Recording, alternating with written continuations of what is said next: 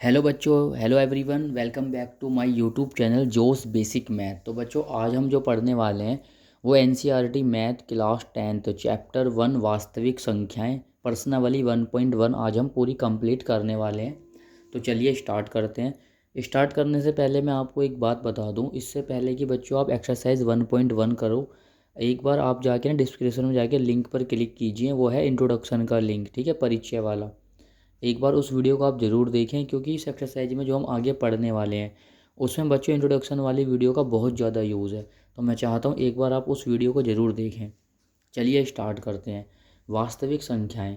पहला क्वेश्चन है, निम्नलिखित संख्याओं को अभाज्य गुणनखंडों के रूप में व्यक्त कीजिए। कह रहे हैं जो भी आपको सम्स दिए गए हैं, सवाल दिए गए हैं नीचे, इनको आपको अभाज्य गुणनखंडों के रूप में व्यक्त करना है। पहला सवाल दिया है हमें 140। 140 का बच्चों मैं एलसीएम ले रहा हूँ। 2 से गया 70 बार, 2 से गया 35 बार, 5 से गया 7 बार, 7 से गया 1 बार। तो फाइनली हम यहाँ पे कह सकते हैं 140 के अभाज्य गुणनखंड क्या आ गए, 2 गुणा 5 गुणा 7। तो वो यहाँ पे हम ऐसे लिख देंगे। अब देखो दो कितनी बार आया है, 2 बार, तो ये हो जाएगा 2 की घात 2 गुणा 5 गुणा 7। आई होप बच्चों आपको ये वाला सवाल समझ में आ गया होगा। इसमें ज़्यादा कुछ दिमाग नहीं लगाना आपको। नॉर्मल आपको 140 का एलसीएम लेना, और जो ये बाहर जो नंबर आते हैं ना बच्चों, यही होते हैं अभाज्य गुणनखंड। अभाज्य गुणनखंड का मतलब है ऐसे ऐसे गुणनखंड जिनके केवल 2 फैक्टर होते हैं। और ज़्यादा डीपली में अगर बच्चों आपको जानना है तो इंट्रोडक्शन वाली वीडियो एक बार ज़रूर देख लीजिए, आपको क्लियर हो जाएगा। सेकंड क्वेश्चन में 156 का हमें निकालने अभाज्य गुणनखंड। तो भाई 156 के एलसीएम ले लो, लैसे लघुत्तम समापवर्तक जिसे बोलते हैं। एलसीएम ले लो। 2 से गया 78 बार, 2 से गया 39 बार, 3 से गया 13 बार, 13 से गया 1 बार। 156 के अभाज्य गुणनखंड क्या हो जाएंगे, 2 गुणा 2 गुणा 3 गुणा 13। 2 की घात 2, 3 गुणा 13, ठीक है जी। अब आता है 3825। 3825 बच्चों सीधा जाएगा 3 से जाएगा 12 75 बार, फिर जाएगा 425, फिर 5 से जाएगा 85 बार, 5 से 17 बार, 17 से 1 बार। फिर लिख दो 3825 के अभाज्य गुणनखंड क्या होंगे, 3 गुणा 3 गुणा 5 गुणा 5 गुणा 17। 3 की घात 2, क्योंकि 3 2 बार आ रहा है, और 5 की घात 2 ही, 5 भी 2 बार आ रहा है। चलिए ये वाला कंप्लीट करने के बाद अब चलते हैं हम आगे। यहाँ देखिए अब ध्यान से। अब हमें निकालना है 5005 का अभाज्य गुणनखंड। तो भाई 5 से जाएगा 1001 बार, 7 से जाएगा 143 बार, 11 से जाएगा 13 बार, 13 से जाएगा 1 बार। जब आप एलसीएम लोगे तो इतना ही आएगा, ठीक है। 5005 के अभाज्य गुणनखंड क्या हो जाएंगे, 5 गुणा 7 गुणा 11 गुणा 13। तो वो हमने यहाँ पे लिख दिए, इतना ही करके दिखाना है। ये क्वेश्चन थोड़ा बच्चों बहुत अटपटा है, ठीक है। इसका एलसीएम सीधा 17 से जाता है। देखो 17 से कैंसिल होगा ये सीधा। तो 7 4 2 9 को पहले हम जब करेंगे तो 17 से गया इतनी बार, 19 से गया 23 बार, और 23 से गया 1 बार। तो 74 29 के बच्चों अभाज्य गुणनखंड क्या हो जाएंगे, 17 गुणा 19 गुणा 23। बस इतना ही बच्चों इन क्वेश्चनों में करके दिखाना था। अब हम चलते हैं क्वेश्चन नंबर 2 की तरफ। क्वेश्चन नंबर 2 स्टार्ट करने से पहले मैं आपको बता दूं, इसमें 3 पार्ट दिए हैं। 3 में मैं आपको 2 पार्ट समझा रहा हूँ, एक पार्ट आपको खुद करना है। बाकी नोट्स तो आपको दिख ही जाएंगे, वहाँ से हेल्प ले लेना अगर आप पर ना हो तो। पूर्णांकों के निम्नलिखित युग्मों के एचसीएफ और एलसीएम ज्ञात कीजिए तथा इसकी जांच कीजिए कि दो संख्याओं का गुणनफल इक्वल होता है एचसीएफ इंटू एलसीएम के। सबसे पहले हमें जो भी नंबर दिए हुए हैं उनका बच्चों हमें एचसीएफ और एलसीएम निकालना है, और फिर हमें जांच कैसे करनी है। एचसीएफ और एलसीएम गुणा करने पर जो नंबर आएगा वही बच्चों इन दो संख्याओं की गुणा करने पर आना चाहिए। चलिए सॉल्यूशन की तरफ चलते हैं। 26 और 91 हमारे पास दो नंबर हैं। 26 के अभाज्य गुणनखंड क्या होंगे, 2 गुणा 13। 91 के क्या होंगे, 7 गुणा 13। तो एच सी एफ क्या हो जाएगा, दोनों में क्या कॉमन है, 13। तो एच सी एफ क्या हो गया, 13। एलसीएम क्या हो जाएगा, 2 गुणा 7 गुणा 13। एलसीएम में क्या होता है बच्चों, जो कॉमन होता है ना, जो मतलब एच सी एफ होता है वो तो आएगा ही आएगा, और जो एक्स्ट्रा बचता है वो नंबर भी आ जाते हैं। एलसीएम की हमने इंटू करी, क्या आ जाएगा, 182। अब देखो आपको क्या करना है। अब मैं एलसीएम और एच सी एफ की ना मल्टीप्लाई करूँगा। तो एलसीएम कितना है मेरे पास, 182, थोड़ा मैंने पीछे लिख दिया है वो। और एच सी एफ कितना है, 13। इन दोनों की इंटू करी तो बच्चों कितना आया, 2366। दो संख्याओं का गुणनफल करेंगे, 26 और 91 का, भाई वो भी 2366 आया है। तो कहने का मतलब ये हमने जांच कर दी है। H C F into L C M जो आ रहा है वही दो संख्याओं का गुणनफल भी आ रहा है। आई होप बच्चों आपको समझ में आ गया होगा। अब हम चलते हैं इसके सेकंड पार्ट की तरफ। चलिए इसका सेकंड पार्ट देखिए। 510 और 92 का हमें करने हैं अभाज्य गुणनखंड। 510 क्या होगा, 2 गुना 3 गुना 5 गुना 17। 92 क्या होगा, 2 गुना 2 गुना 23।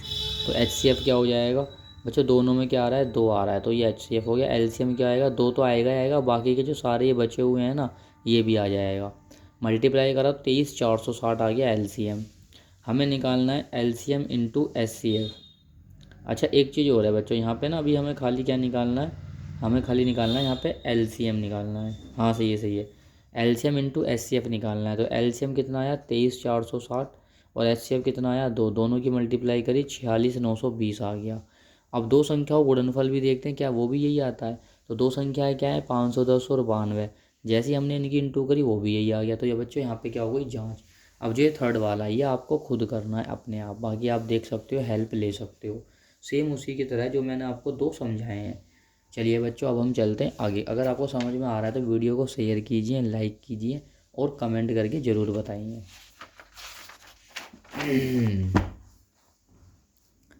चलिए जी अब आ जाओ यहाँ पर। क्वेश्चन नंबर 3, अभाज्य गुणनखंड विधि द्वारा निम्नलिखित पूर्णांकों के HCF और LCM ज्ञात कीजिए। अभाज्य गुणनखंड विधि द्वारा, ठीक है। 12 15 और 21, 12 15 और 21। 12 के अभाज्य गुणनखंड क्या होते हैं, 2 गुना 2 गुना 3। 15 के 3 गुना 5। 21 के 3 गुना 7। कह रहे अभाज्य विधि से HCF और LCM निकालने हैं बस। अब देखो HCF क्या है, तीनों में क्या कॉमन आ रहा है भाई, 3 कॉमन आ रहा है, 3 लिख दो। LCM 3 तो आ ही रहा है और साथ में और जो ही बचे हैं वो सब नंबर भी लिख दो। कितना आ जाएगा 420, बस यही इसका आंसर हो गया। दूसरा वाला देखो, सेकंड वाला 17 23 और 29 के हमें लेने अभाज्य गुणनखंड यानी LCM करने। तो 17 23 29 आएगा। सभी के आगे बच्चों 1 लगा दो, ठीक है। सभी क्या है ये अभाज्य गुणन, अब वो हैं ये अभाज्य संख्याएं, और अभाज्य संख्या अपने ही टेबल में आती है, फिर 1 के टेबल में आएगी। इसको ऐसे पढ़ो, 1 17 या 17, 17 एकम 17, 1 23 या 23, 23 एकम 23, ठीक है। तो हमने यहाँ पे क्या देखा, HCF क्या हो जाएगा 1 हो जाएगा। क्या हो जाएगा HCF 1, सभी में क्या आ रहा है 1 आ रहा है। LCM क्या हो जाएगा, इन सब की इंटू कर दो आपस में, ये आ गया LCM। ये वाला आपको खुद करना है। चलिए बच्चों आगे चलते हैं। इस टाइप का क्वेश्चन बच्चों बोर्ड एग्जाम में ज़रूर आता है, तो इसको बड़ा ध्यान से देखना। ये है क्वेश्चन नंबर 4। अब देखिए यहाँ पे पूरा सेट हो गया है ये 2 नंबर का बच्चों। इन 2 नंबर का जो HCF है वो 9 है। इन्हीं 2 नंबर का हमको LCM बताना है। तो बच्चों जब भी कभी ऐसा क्वेश्चन आए ना, तो आगे वाली होती है पहली संख्या, 306 हो गई पहली संख्या। पीछे वाली होती है दूसरी संख्या, वो हो गई 657। और इनका HCF कितना है 9। LCM हमें निकालना है तो क्वेश्चन मार्क कर दो। वी नो दैट बच्चों, हम जानते हैं LCM इंटू HCF क्या होता है, पहली संख्या गुणा दूसरी संख्या। LCM ऐसा किया था, HCF कितना है 9। पहली संख्या 306, दूसरी संख्या 657। ये 9 मल्टीप्लाई में गुणा में, इस साइड अगर डिवाइड में आएगा। अब देखो बच्चों 9 से ना 306 को पूरा काटो तो कितनी बार जाए 34 बार। तो 34 गुणा 657, इन दोनों की इंटू करो, क्या आ गया 22 338 आ गया। यही इसका आंसर है। बच्चों इस टाइप के क्वेश्चन में क्या होता है, चारों चीज़ में से ना एक चीज़ आपसे पूछेगा, 3 चीज़ गिवन होगी आपको, देगा वो। सपोज़ करो वो यहाँ पे LCM दे सकता है, आपसे HCF पूछ लेगा। सपोज़ करो आपको पहली संख्या क्वेश्चन मार्क पहली संख्या पूछ लेगा, तरीका यही रहेगा, ठीक है। अब क्वेश्चन नंबर 5 देखिए। क्वेश्चन नंबर 5 में कहा है कि भाई जांच कीजिए, क्या किसी प्राकृत संख्या n के लिए संख्या 6 की पावर n अंक 0 पर समाप्त हो सकती है। बहुत बढ़िया क्वेश्चन है। बोल रहे हैं क्या 0 पे समाप्त होगी, भाई 0 पर कोई भी नंबर जब समाप्त होगी जब उसके अभाज्य गुणनखंड ना 2 गुणा 5 होंगे। क्या होंगे 2 गुणा 5। तो अब देखो ध्यान से, इस बात को लिख कर भी दिखाएंगे। यदि कोई संख्या 0 पर समाप्त होना चाहती है तो उसके अभाज्य गुणनखंड में कम से कम एक बार तो बच्चों 2 गुणा 5 आना चाहिए। एक बार 2 गुणा 5 तो आना चाहिए। अब 6 की पावर n है, जैसे मैंने 6 के अभाज्य गुणनखंड करी तो भाई यहाँ पे 2 गुणा 3 आ रहा है, 2 गुणा 5 नहीं आ रहा, तो ये तो पॉसिबल नहीं हो पाएगा। इसलिए हम क्या लिखेंगे, 6 का अभाज्य गुणनखंड करने पर यह 2 गुणा 5 के रूप का नहीं है, अर्थात यह 0 पर समाप्त नहीं हो सकती किसी भी संख्या n के लिए। आई होप बच्चों आपको ये क्वेश्चन समझ में आ गया होगा। अब चलते हैं हम अपने नेक्स्ट क्वेश्चन की तरफ। क्वेश्चन नंबर आता है मार्केट में 6। अब देखो व्याख्या कीजिए कि 7 गुणा 11 गुणा 13 प्लस 13 और 7 गुणा 6 गुणा 5 गुणा 4 गुणा 3 गुणा 2 गुणा 1 गुणा प्लस 5 भाज्य संख्याएं। भाज्य संख्या होने के लिए बच्चों 2 से ज़्यादा गुणनखंड होने चाहिए। जैसे मैंने एग्जांपल में 10 ले रखा है, 2 5 जा 10, 5 1 जा 5, 1 1 जा 1। तो यहाँ देखो 2 से ज़्यादा गुणनखंड हो गए, 3 गुणनखंड हो गए। 3 गुणनखंड होते हम बोल देंगे 10 क्या है बच्चों, अभाज्य, सॉरी भाज्य संख्या है। अब इसको करना कैसे है देखो, 7 गुणा 11 गुणा 13 प्लस 13 बच्चों, 13 यहाँ भी है, 13 13 को कर दो बाहर, तो 7 गुणा 11 और 13 की जगह पे ना 1 आ जाएगा। इनकी मल्टीप्लाई करी 77 आया, प्लस 1 कर देंगे तो कितना आ जाएगा 78। अब ये दो नंबर है, 13 तो ब्रेक होगा नहीं, 78 को हमने ब्रेक कर दिया। मैंने क्या देखा भाई, 2 से ज़्यादा गुणनखंड आ गए यहाँ, तो 2 से ज़्यादा गुणनखंड आ गए तो लिख दो यह भाज्य संख्या है। अब इसका दूसरा वाला केस पकड़ेंगे, 7 गुणा 6 गुणा 5 वाला, 5 यहाँ भी है 5 यहाँ भी है, 5 को कर दो बाहर, 5 कहाँ आ जाएगा यहाँ पर, 5 क्या आ जाएगा यहाँ पर। अब आपको क्या करना है, इन सब की इंटू करनी है, तो 1008 आ जाएगा और प्लस का 1 कर दो जो बचा है, तो 1009। अब इसको छिपा लो थोड़ी देर के लिए। अब 5 का भी कोई गुणनखंड नहीं होता, 109 का भी कोई नहीं, अपने अपने आप में होते हैं ये आपस में। लेकिन बच्चों एक इनका ना दोनों का एक गुणनखंड होता है, क्या 1 1 तो सबका गुणनखंड होता है, तो 1 लिख दो यहाँ पे, इन पे कोई फ़र्क भी नहीं पड़ेगा। लेकिन हमारे 2 से ज़्यादा गुणनखंड हो गए ना, तो लिख दो अतः ये भाज्य संख्या है। आई होप बच्चों आपको समझ में आ गया होगा। अब चलते हैं आगे, यहाँ देखिए अब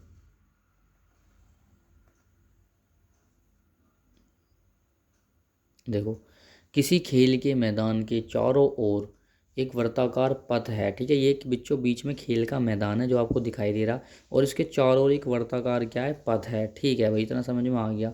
इस मैदान का एक चक्कर लगाने में सोनिया को 18 मिनट लगते हैं, ठीक है, एक चक्कर लगाने में सोनिया को 18 मिनट लगते हैं, और इसी मैदान का एक चक्कर लगाने में रवि को 12 मिनट लगते हैं।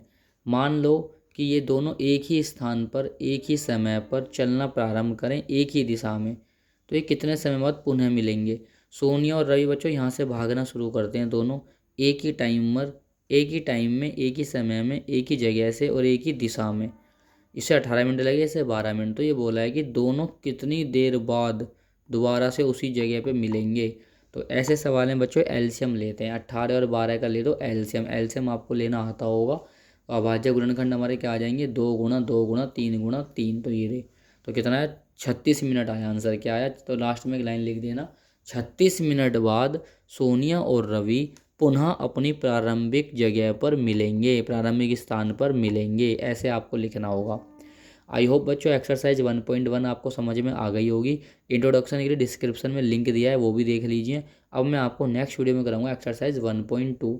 अगर मेरा पढ़ाई आपको समझ आए तो कमेंट करके ज़रूर बताएं, और वीडियो को शेयर करें ज़्यादा से ज़्यादा क्लास 10th वाले बच्चों को। और एक बात और मैं आपको बता दूं बच्चों, अभी तो मैं आपको नोट्स में से ही पढ़ा रहा हूँ, लेकिन कुछ टाइम बाद में अपने हाथ से आपको सारे क्वेश्चन कराऊंगा आने वाले चैप्टर के, ठीक है। तो मिलते हैं बच्चों नेक्स्ट वीडियो में इम्पोर्टेंट क्वेश्चन के साथ, नए कंसेप्ट के साथ।